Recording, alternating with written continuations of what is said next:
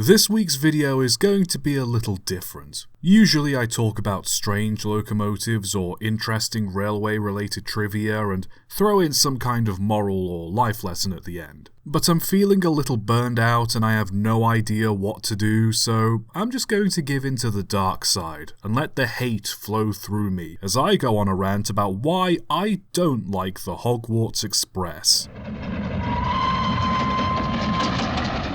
Starting out, if you enjoy the Harry Potter books or movies, good for you. There's a lot to like, and who am I to judge people for their taste in media? I personally have only ever watched the first one and have actively gone out of my way to avoid watching the rest, but that's neither here nor there. I would also like to say that I think J.K. Rowling is currently a horrible person that's using her fame and influence to meaninglessly bully people for the crime of existing, but hey, if people can enjoy the works of H.P. Lovecraft or Roald Dahl, then I guess J.K. gets a pass too. Anyway, the Hogwarts Express. Harry Potter running through that brick wall and seeing that Great Western engine waiting at the platform in its gorgeous crimson livery is truly a magical moment in the first film. Me being the train nerd I am, however, a few details about the Express irked me, and upon opening up the Harry Potter fandom page, I found quite a few more reasons to be annoyed, so let's go over them. The wiki says that in 1830, the Ministry of Magic wanted a better way of getting students to and from Hogwarts Castle and took an interest in Muggle transportation. With all the hype around railways at the time, the Ministry decided that an express train to and from Hogwarts would be the most ideal way of moving students around. And so, rather than build their own engine, they decided to steal an engine from Crewe Works and build a station overnight in Hogsmeade. Later, in the 1850s, they managed to open platform 9 3/4 in London King's Cross, and the service has ran to and from London to Hogsmeade every year since. Now, there's a lot to unpack here, so let's start at the very beginning. 1830 was the year the Liverpool and Manchester Railway opened. While the railway did prove that trains were amazing at moving large amounts of passengers and freight, it was still a very early and developing technology. A continuous line connecting London to Edinburgh wouldn't be completed until around the mid-1840s, so unless the wizards used their incredible magic to build a full-on secret railway line as soon as they got the engine, they either had to operate trains part of the way between London and Scotland, or they just put it to one side and waited for a full railway line to be built. It's also said that they stole a locomotive from Crewe Works in 1830. The locomotive works in Crewe wouldn't be established until 1840, so unless the British railway boom in the Harry Potter universe happened a decade earlier than it did in real life, I have no clue where they would have gotten the engine from. Also, it's one thing to just steal an engine, but they'd also need some carriages for everyone to ride in, which raises the question, did they also steal the carriages needed to make up the Express, or did they just build their own? The fact the modern Hogwarts Express is composed of British Railways Mark I carriages heavily implies that the wizards just steal them. It's bad enough they don't share their magic with the rest of the world, but stealing from non-magical people just seems to be the default for these ungrateful sods. If they built their own carriages, however, that raises further questions. 1. If they had the resources to build a trainload of carriages, why not build their own locomotive instead of stealing one?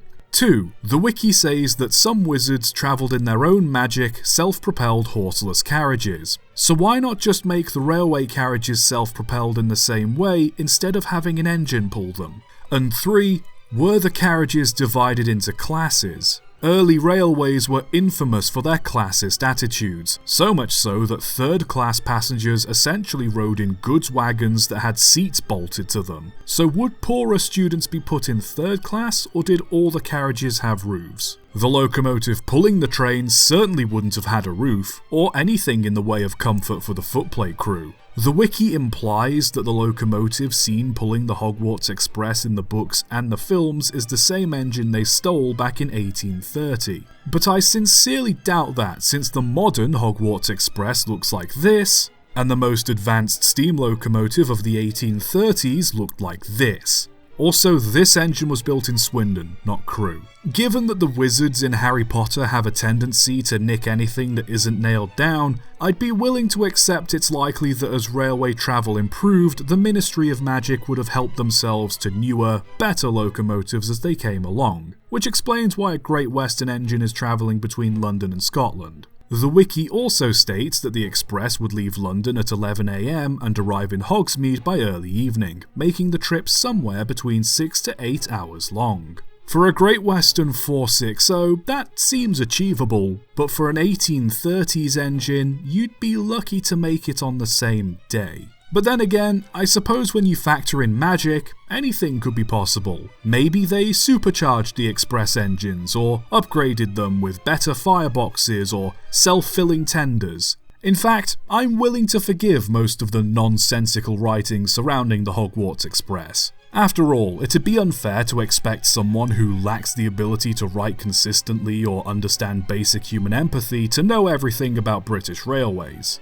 But all of these details pale in comparison to my biggest gripe with this red affront to railway history. And believe it or not, it might not entirely be Rowling's fault. My issue is with the film portrayal of the Hogwarts Express. That's right, Warner Bros., you ponderous, rapacious, money-grubbing, miserable, vomitous mass.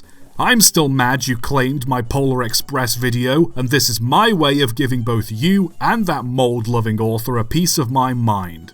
You see, during the production of Harry Potter and the Philosopher's Stone, the studio decided that rather than build a prop locomotive to pull the Hogwarts Express, it'd be better to find a real, functioning steam locomotive and film with that. Eventually, production came across Great Western Railway 5972 Alton Hall.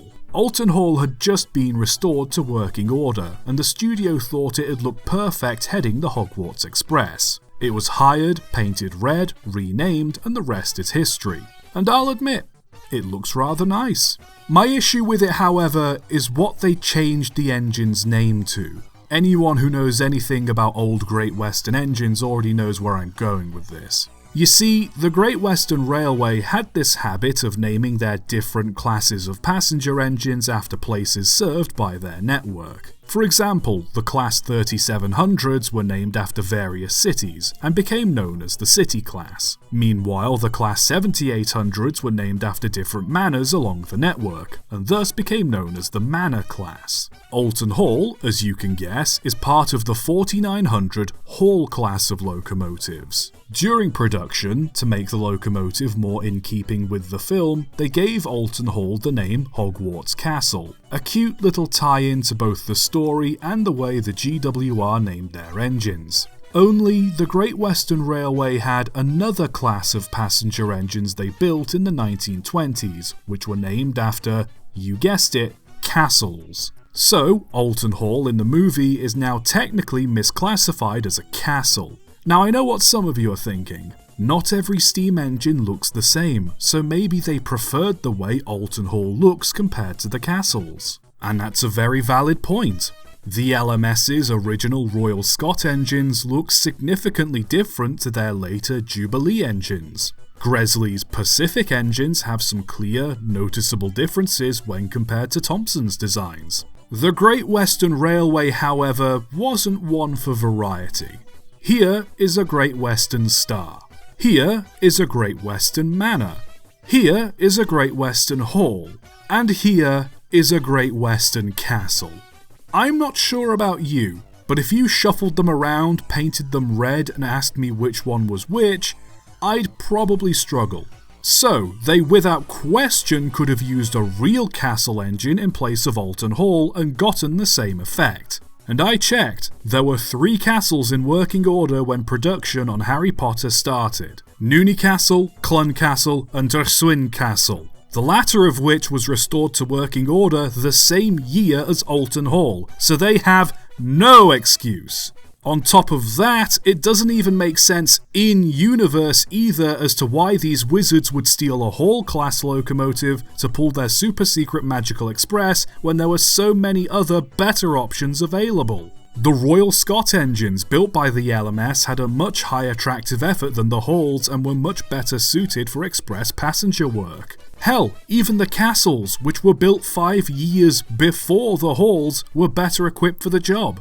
Why these wizards, who are so prim and proper that they generally look down on non-magical means of transport, would use a mixed traffic machine solely to pull their important school express service when plenty of stronger, faster, dedicated express machines were available, is beyond me. So either all the wizards in the Ministry of Magic are so dumb and out of touch with the real world that they didn't bother to do their homework before deciding to steal a crucial and expensive piece of railway equipment, or both the writers and producers of Harry Potter know sweet FA about trains and allowed their ignorance to burden both myself and countless other overthinking railway enthusiasts for years to come. Now, don't get me wrong, there is a silver lining to this. Thanks to the popularity of the films, Alton Hall's continued preservation is guaranteed, Harry Potter-themed excursions provide vital revenue to heritage railways, and just the presence of a steam train in this multi-billion-dollar franchise has helped get countless people involved in railway preservation. But regardless of all that, J.K. Rowling can get stuffed, Warner Bros. Can get stuffed, and anyone who thinks this video has been a massive waste of their time is probably right. Good night.